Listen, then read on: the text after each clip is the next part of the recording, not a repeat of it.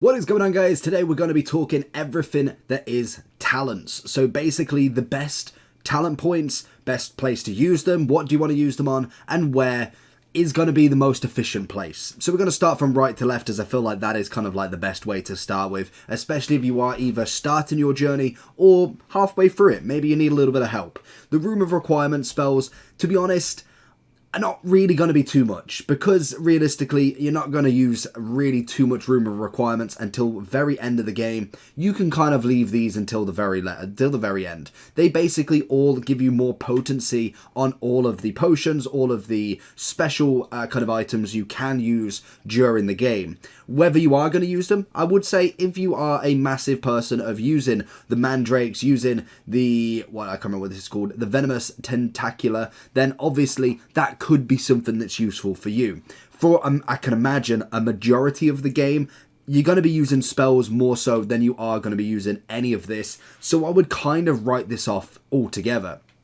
If we then look at stealth, again, it kind of really varies towards your game. You have, for instance, the sense of secrecy. An enemy's ability to detect you is reduced. You then also have the human demiguise. Again, it allows you to sprint whilst in it. Then you get, I think, the second one, so it reduces the detection again. And finally, you get, an effect to the enemy that can impact nearby you. So basically, you can go really close to them and you can attack them from behind almost.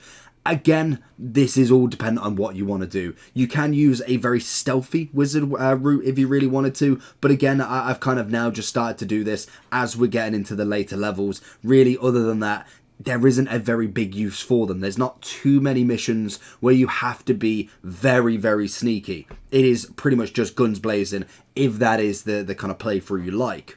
If we then go to the core, which is going to be a big section that you can get done, I would say the first thing, or at least one of the first things that you want to be looking at, is the spell knowledge. So you have 1, 2, and 3. We have only actually unlocked 1 at the moment, so we might actually unlock another one. But basically, as you can see on the image ahead, it basically gives you another diamond to add to your repertoire. So for instance, if you wanted to have 1, 2, or 3, so if we go all the way to the top here, you'll see that you can have 4 slots, because if you've got 3 extra, you already have 1. It just gives you the ability to cycle through a few different kind of builds. You could either have a very gameplay orientated with Accio, with Leviosa, which would be more focused on in dungeons and obviously going through trials. And then you'd have your battle ones. You can have a curse one. You can have obviously a few builds that work together, from obviously the ice spell all the way down to the inferno, which obviously does more damage. And if you work on it like that, we will be bringing a video out of the best spell combos as well. So if you want to subscribe to be getting that, make sure you have the noties on, as that should be coming either tomorrow or the day after. But they are 3 perfect ones that you can get that will be very, very useful at any point of your Hogwarts journey. We then have the potion potency. These are brilliant if you are very, very low focused on actually getting potions before big missions. This one could have been an absolute lifesaver in the final mission for me, because we ran out of health a lot of the time. So it is very nice to have both of these, or at least one of these, to give you a bigger boost of health every time you take a potion.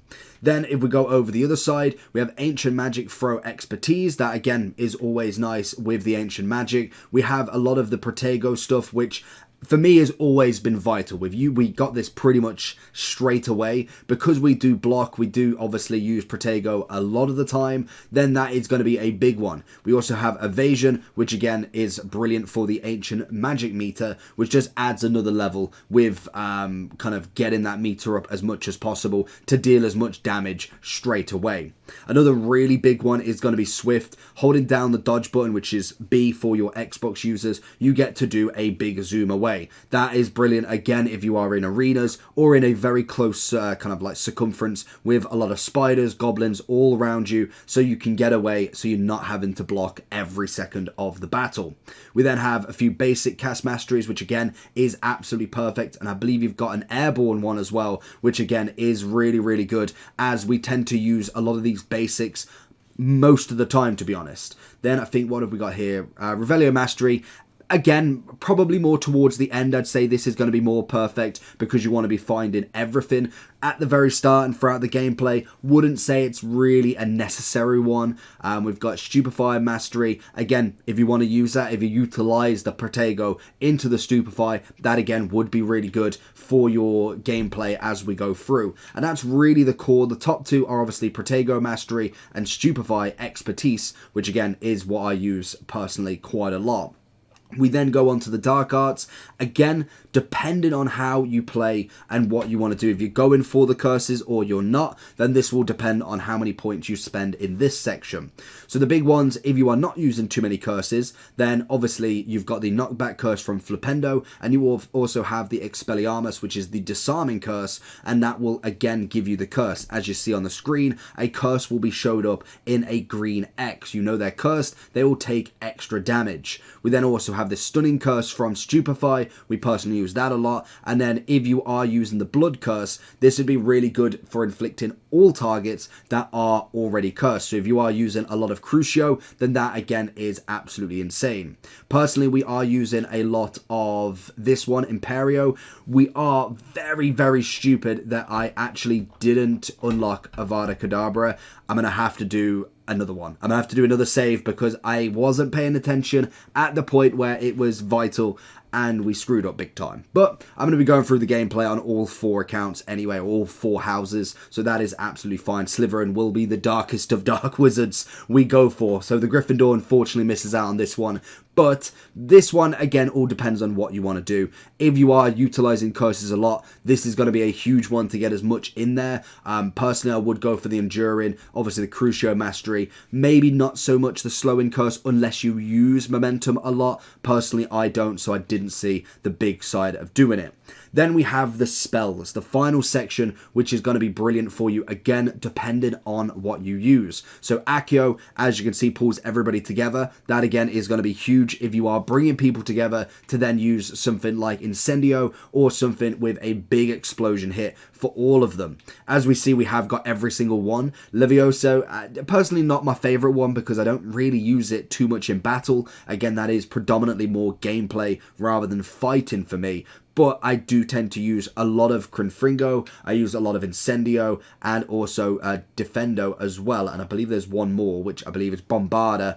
That, again, is something I use quite a lot. Again, these are all going to be dependent on your style, your combos, what you use. I like to use Glacius as well as then some of the fire spells, because that is going to be brilliant for, obviously, bringing everything closer, putting the ice on them, and then just absolutely dousing them in flames. If then you wanted to throw a curse as well, it just doubles up the damage every single time. We then have a final one with Transformation Mastery. We was playing around with this in towards the finals kind of section, mainly because in arena battles, this is brilliant for anybody with a shield on, or obviously if you just want to get rid of an opponent, it is great to bring them in with an explosive item, do double the damage to both, and it is just perfect to use. And that's really the kind of set. I personally would say these final 2 are going to be more towards the level 40 that will start to do these.